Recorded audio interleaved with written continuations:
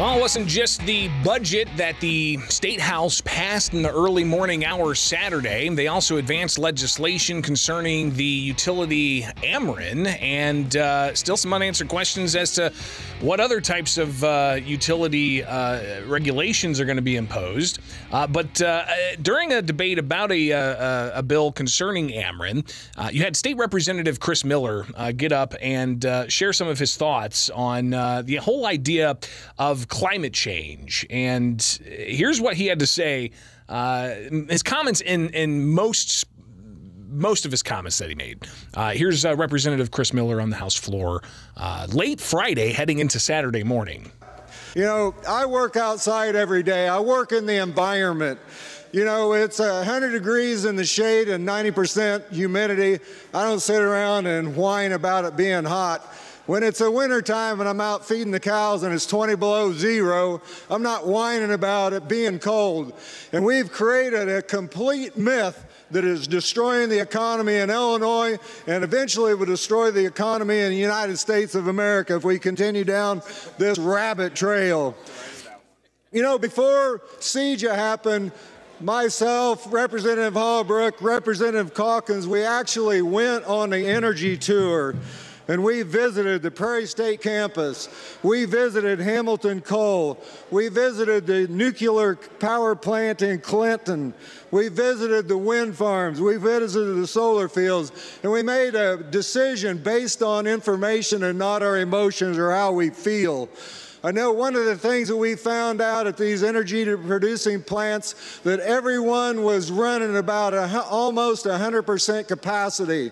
And at that time, we knew that there was no way in the world we could shut down our existing power and still power our grid. And the net result of it was a war on the middle class, and people could no longer afford to pay their doggone electric bills because of bad public policy.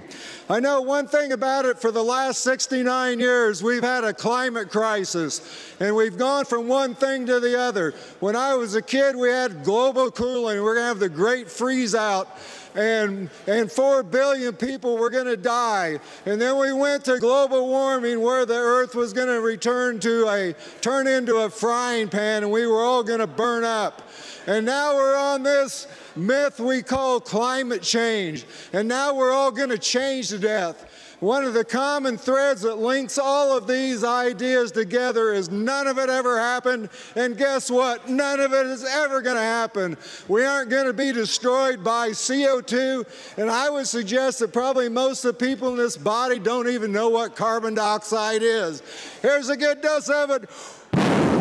There's a little carbon dioxide for you, and guess what? Nobody's going to die. One of the things that... Representative,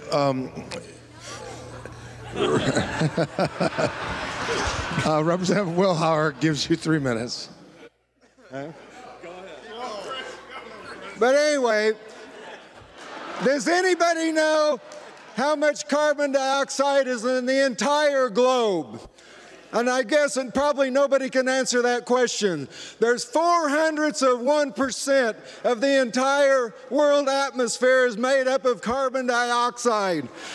During the Obama administration, the EPA said if we do everything that we want to do by the year 2100, that we will increase the global temperature by 0.02% of a degree. It doesn't amount to jack squat.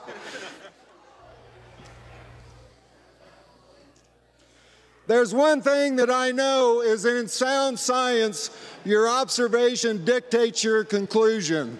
Your observation dictates your conclusion. And I know I have 69 years of observation, and I have come to the conclusion that this is a bunch of bunk, and we need to throw this all in the garbage.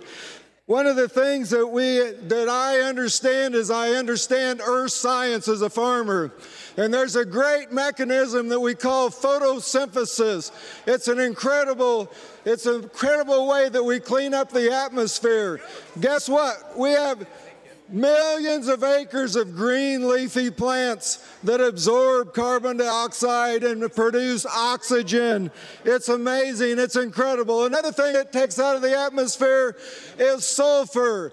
And guess what? We've taken so much sulfur out of the atmosphere. Now as a farmer, I have to buy sulfur to put in my fertilizer mixes so I can grow the maximum production in corn. There's one thing that I know is our biggest threat to civilization is not climate change. But I know a lot of times that I think that our biggest threat to civilization is the hot air that gets produced in this General Assembly by passing bad public policy. No one can change the weather, not Joe Biden, not Barack Obama, not J.B. Pritzker, not John Kerry. They cannot change the climate. People do what they really believe. And when you see these guys flying around the world in their private jets, they live in mansions on the beach. If they actually thought the world was doomed because of climate change, they would have a different lifestyle. Part of the lie is convincing you that electricity comes from magic. We wave our magic wand and all of a sudden we produce electricity, and it's just not true.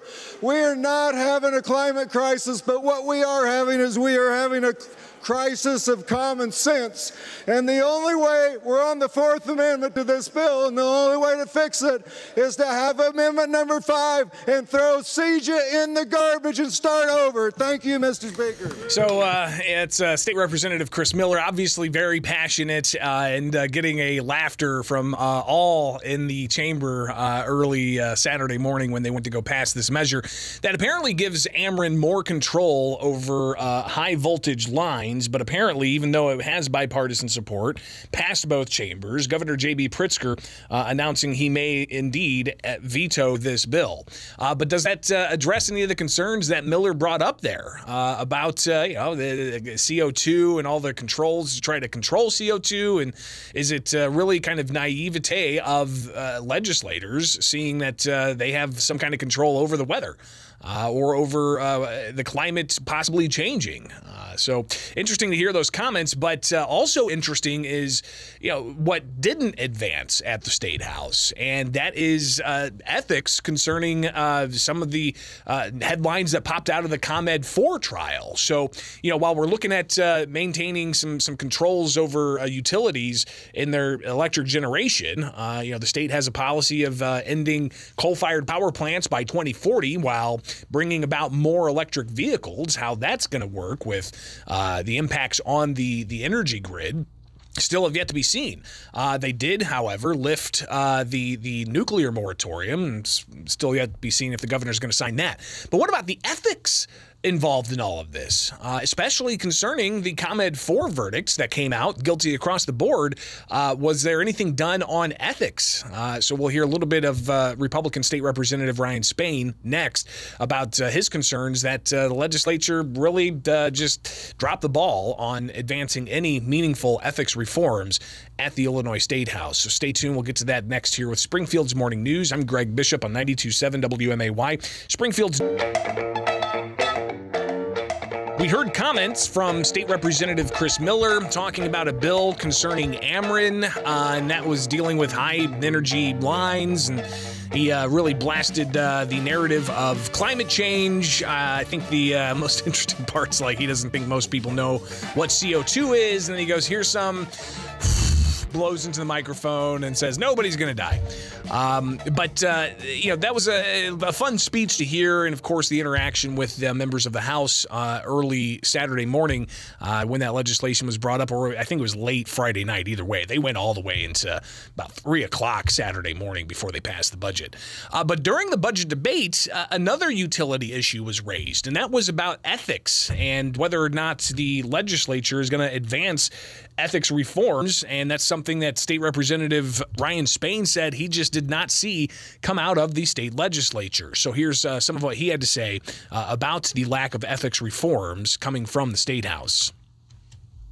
That we are going to leave this capital city after one of the largest public corruption trials with 4 convictions all swirling around the person that presided at this rostrum, at this dais, for 38 years, and we as a legislature are adjourning without doing anything on the topic of ethics reforms. It is said that budgets reflect our priorities. And boy, I just cannot believe it, that we don't, all of us, place a priority on cleaning up the corruption that has been such a deep stain on the state of Illinois. We leave a lot of work to do here as we adjourn tonight. I hope we will do better in the future.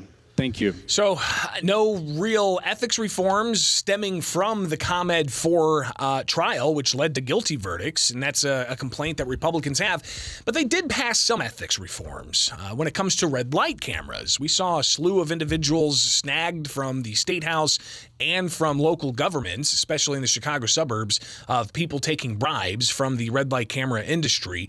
In some of those instances, the feds were working with people undercover, but regardless, there were a lot of questions as to what kind of ethics need to be brought about concerning red light cameras. So they did pass a measure that has some of those ethics built in, like, for instance, the red light camera industry can't donate to the political committee of an elected official, whether or not that stands constitutional muster, as political contributions are considered First Amendment rights, free speech. So we'll see if that gets challenged if it's enacted. But there's a slew of other ethics considerations in the measure that passed both the House and the Senate concerning red light. But that does not directly address the ethics around how utilities go about getting legislation at the State House. So that's still very much, it remains unanswered. And a question we'll see whether or not it's addressed when they come back this fall. But the Illinois State House is off all summer. They've got fall veto session. They have yet to announce that schedule. So we'll see what kinds of things they come back and have to clean up or do over again heading into the tail end of this year. So we'll watch that closely. Here with Springfield's Morning News, I'm Greg Bishop on